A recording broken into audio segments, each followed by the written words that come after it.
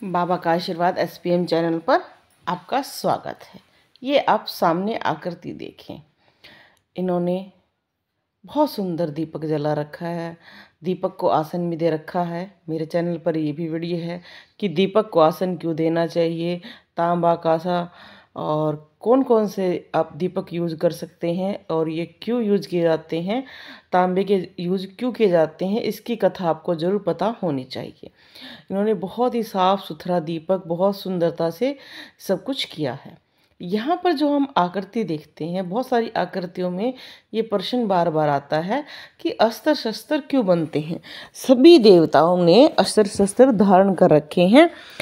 यहाँ पर हम कुछ अस्त्र शस्त्रों के बारे में बताएंगे। देखो, आपको भी सामने हम बता रहे हैं कि कुछ अस्त्र शस्त्र दिखते हैं हमारे फरसे की तरह, तलवार की तरह। जब भी हम माता की, शिव की या हनुमान जी की, जिस भी देवता की आराधना करते हैं, उनके गण आते हैं, उनके अस्त्र शस्त्र आ जाते हैं, सेवक आ जाते हैं, उसको हम ये समझने की एक प्रयास ही कर सकते हैं कि दीपक में क्या दिख रहा है और कैसे दिख रहा है। जब ये सभी दिव्यास्त्र, हर देवता के पास अलग अलग अस्त्र हैं जो माता को प्रदान ही किए गए थे। शक्ति दिव्यास्त्र मैंने आपको बताया था कि अग्निदेव ने बहुत सारे अस्त्रों का निर्माण किया था, इसलिए अग्निदेव जो जागृत देवी देवताओं में माने जाते हैं, देवता को भोग अग्निदेव ही प्रदान करते हैं। देवता दो तरह से भोग ग्रहण करते हैं, एक अग्नि के द्वारा और एक खुशबू से। तो यहाँ पर अग्निदेव जब हमारे दीपक पर प्रकट होते हैं तो उस देवता को बुलाते हैं जिसको हम याद करते हैं, और हमारे देवता हमारे दीपक पर बहुत सारे संकेत बनाते हैं जो आपके कष्टों को दूर करते हुए आपको मार्ग दिखाते हैं। शक्ति दिव्यास्त्र, ये अस्त्र अग्निदेव ने माता को प्रदान किया था महिषासुर वध के टाइम पर। चक्र, जो चक्र है, कहते हैं चक्र का निर्माण, जैसे हमारे शरीर में चक्र होते हैं वो भी गोल आकृति के होते हैं, तो विष्णु भगवान के ने ये चक्र अपने शरीर के अंदर से स्वयं प्रकट किया था। और कई पुराणों में कहा गया है कि शिवजी जी ने प्रकट किया था। तो ये अतिशोक्ति है, इसका हमें कुछ पता नहीं कि भी किसने किया, पर चक्र ये है कि इन्होंने अपने विष्णु भगवान ने अपने अंदर से प्रकट किया था, इसलिए इसकी पावर ऐसी थी कि ये हर किसी का वध कर सकते थे। तो माता को चक्र विष्णु भगवान ने दिया।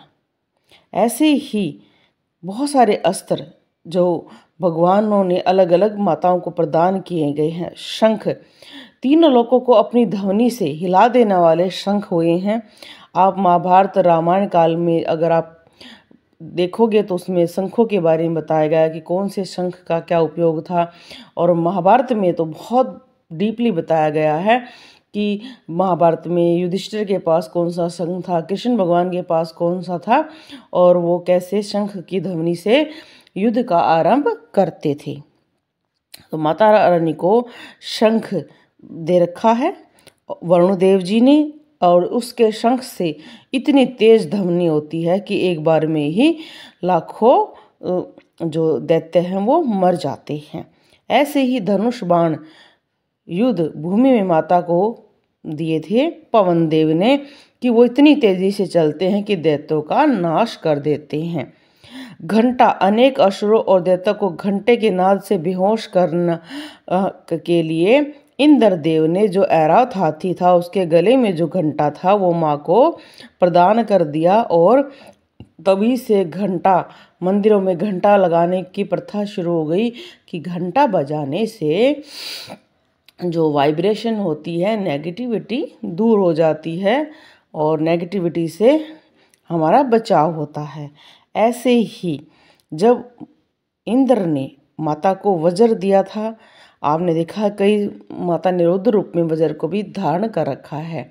जो शिव के सेवक होते हैं, माता के सेवक होते हैं, उन पर आकृतियों में त्रिशूल, फरसा, तलवार ये बहुत बनते हैं। माता भगवती ने चक्र को से बहुत सारे दैत्यों का नाश किया था। और मुकुट धारण सभी देवता करते हैं। देखो कितना सुंदर मुकुट भी धारण कर रखा है, बहुत सुंदर आकृति बनी हुई है।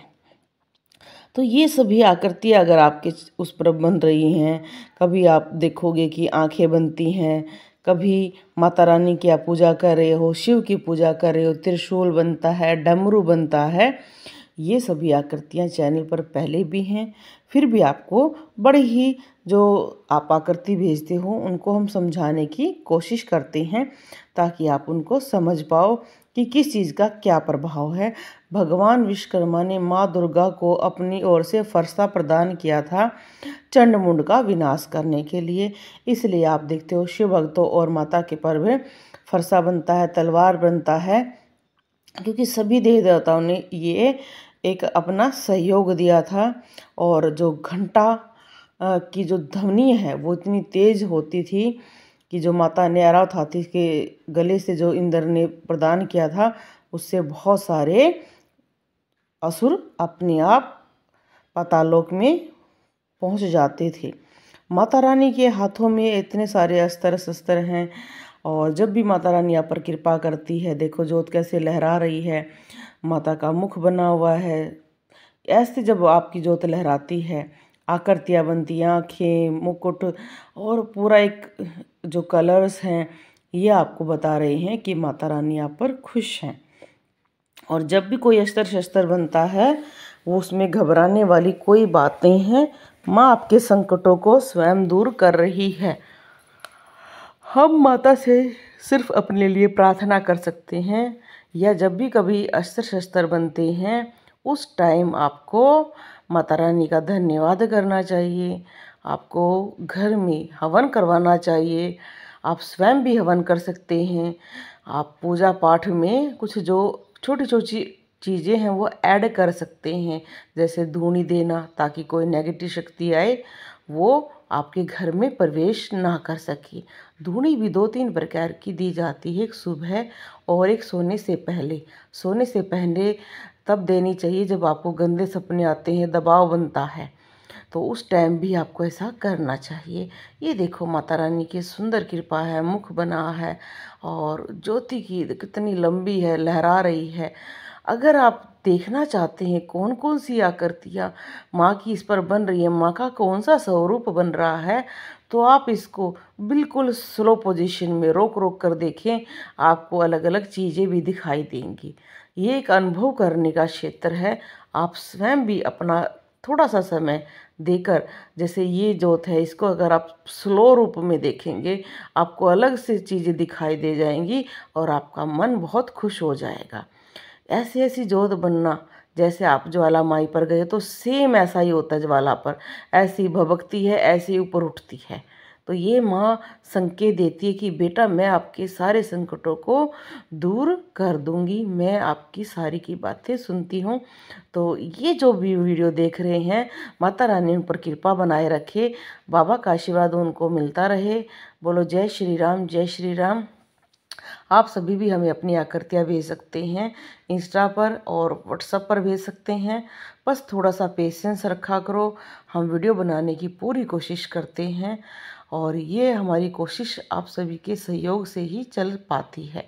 तो जब भी ऐसी आपके दीपक पर भी आकृतियाँ बनती हैं, उनको रिकॉर्ड करो, बिल्कुल स्लो मोशन में देखो, आपको कुछ ना कुछ चमत्कार दिखेगा। फिर आप कहना कि हाँ, मैं जो भक्ति कर रहा हूँ उसका कुछ रंग आ रहा है, और मुझे क्या करना चाहिए आगे। तो आप हमारे चैनल से जुड़े रहना।